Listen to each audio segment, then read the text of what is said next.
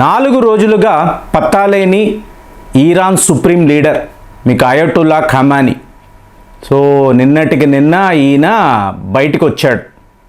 So రావడము మీకు చేతిలో ఒక AK-47 అంటే ఒక దేశం యొక్క మీకు అధినాయకుడు చేతిలో ఒక ఆయుధాన్ని పట్టుకొని అక్కడ వేల సంఖ్యలో ప్రజలు, ఎందుకంటే దీన్నే సెర్మాన్ అంటారు, ఫ్రైడే ప్రేయర్స్ కదండి, సెర్మాన్ అంటారు.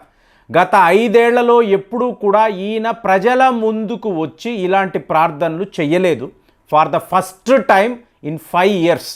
కానీ వచ్చిన వ్యక్తి ఎలా వచ్చాడు? చేతిలో AK-47, వయసు ఎంత? 85 ఏళ్ళు. అంటే నేను దాక్కున్నాను, ఇజ్రాయెల్కి భయపడిపోయి ఎక్కడో బంకర్లో ఉన్నాను అని చెప్పి మీరందరూ అనుకున్నారు కదా, అలా కాదు, నేను ఒక వీరుణ్ణి, చూడండి నా చేతిలో ఆయుధము ఉంది. సో ఇలాంటి ఒక సీన్ మనము వెరీ రేర్ కేసెస్లోనే చూస్తాం.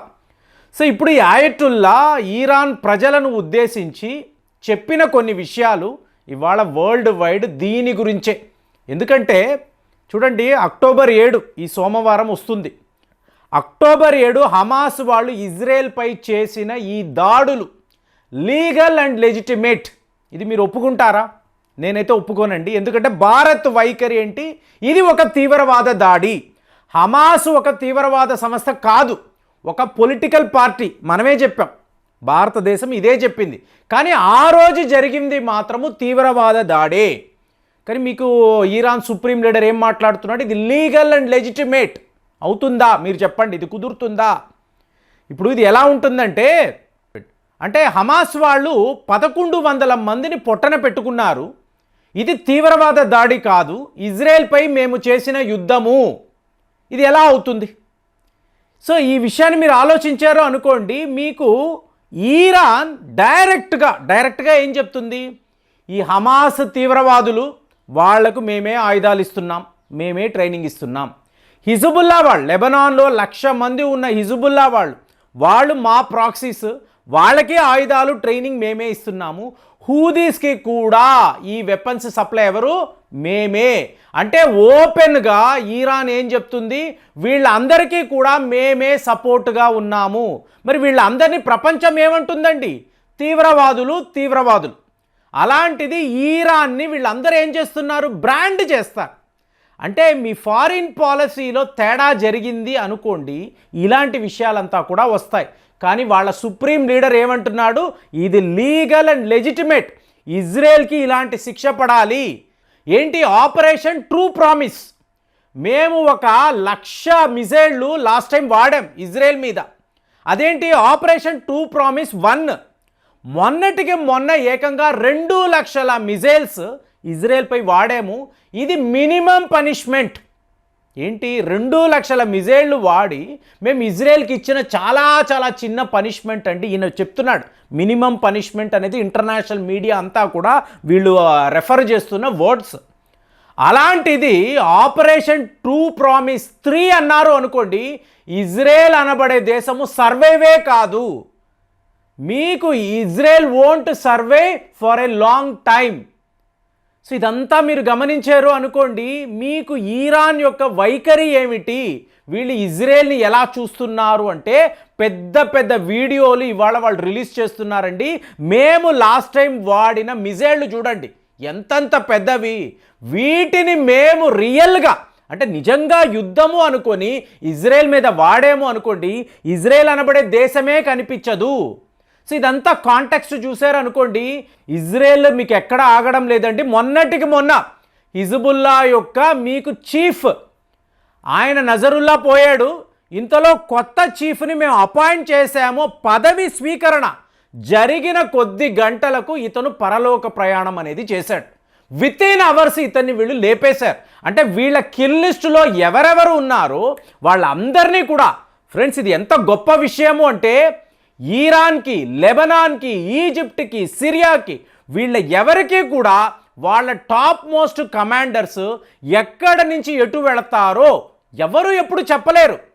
కానీ మీకు ఈ నాయకులు, ఈ కమాండర్స్ యొక్క అడ్రస్సులు, లొకేషన్స్, ఏ టైంలో ఏ హోటల్లో వీళ్ళు బస చేస్తారు, ఎన్ని గంటలకు బయటికి వస్తారు, టోటల్ లిస్ట్ మోసాదు వద్ద ఉండడం ఇది ఒక ఎక్స్ట్రాడినరీ అండి. మానవ మాతృలు ఇలా ఊహించలేరు, కానీ ఇజ్రాయెల్ వాళ్ళు ఇది చెయ్యగలుగుతున్నారు.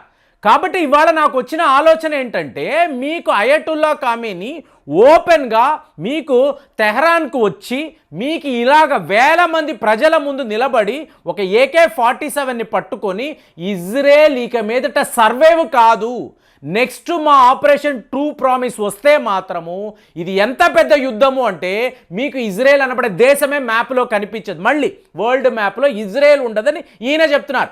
వాళ్ళేం చెప్తున్నారో అదే వీళ్ళు చెప్తున్నారు. ఇది ఎట్లా అంటే, ఒకవేళ అమెరికా ఇజ్రాయెల్ కలిసి మా nuclear plants oil gas facilities మీద వీళ్ళు దాడులు చేస్తే ఇదే పని మేము చేసాము అనుకోండి, అంటే ఇజ్రాయెల్ యొక్క ఆయిల్ గ్లాస్ ఫీల్డ్స్ వీటి మీద మేము దాడులు చేసామో అనుకోండి, అప్పుడు ఈ ప్రపంచం ఏమవుతుంది? ఖచ్చితంగా ఇది జరగవచ్చు. అంటే ఒక గ్లోబల్ క్రైసిస్లోకి ఇప్పుడు మనం ఎలా చూస్తున్నాము, ఏదో ఒక రకంగా యుద్ధం ఆగిపోవాలి. ఎందుకు? మన ఆయిల్ సప్లైస్ అంతా కూడా మిడిల్ ఈస్ట్ ద్వారానే జరుగుతుంది. ఇంకా రష్యా నుంచి ఆయిల్స్ రావాలన్నా కూడా సూజ్ కెనాల్ అంటాము, రెడ్ సీ అంటాము, అరేబియన్ సీ అంటాం. ఇక్కడ ఇంత పెద్ద యుద్ధము వచ్చి మీకు టోటల్గా ఆయిల్ సప్లై ఆగిపోయింది అనుకోండి, భారతీయులు మనం చాలా ఇబ్బంది పడతాము. మన బడ్జెట్లంతా కూడా తారుమారు అయిపోతుంది. కాబట్టి మనం ఎవరము కూడా యుద్ధము జరగాలి అని కోరుకోవడం లేదు. కానీ ఇక్కడ పరిస్థితి ఏంటంటే, ప్రపంచమంతా కూడా ముఖ్యంగా యువకులందరూ ఏం కోరుకుంటున్నారండి? ఇది శాంతియుతమైన ప్రపంచం. ఒక సాఫ్ట్వేర్ అంటారు, హార్డ్వేర్ అంటారు, లేదా మీకు ఒక ఆర్టిఫిషియల్ ఇంటెలిజెన్స్ అనండి, మీకు రీసెర్చ్ అండ్ డెవలప్మెంట్ అనండి, 4 AC గదుల్లో ప్రశాంతంగా మేము మా పనులు చేసుకుంటాము, మా జీతాలు మాకు వస్తాయి, మా ఫ్యామిలీస్ అందరం హ్యాపీగా ఉంటాము. ఇదే ప్రపంచ స్థాయిలో గ్లోబల్ యాంగ్స్టర్స్ అందరూ కోరుకునేది. అందుకే అమెరికా అనండి, రష్యా అనండి సైనికులు ఉండట్లేదండి, రిక్రూట్మెంట్ లేదు.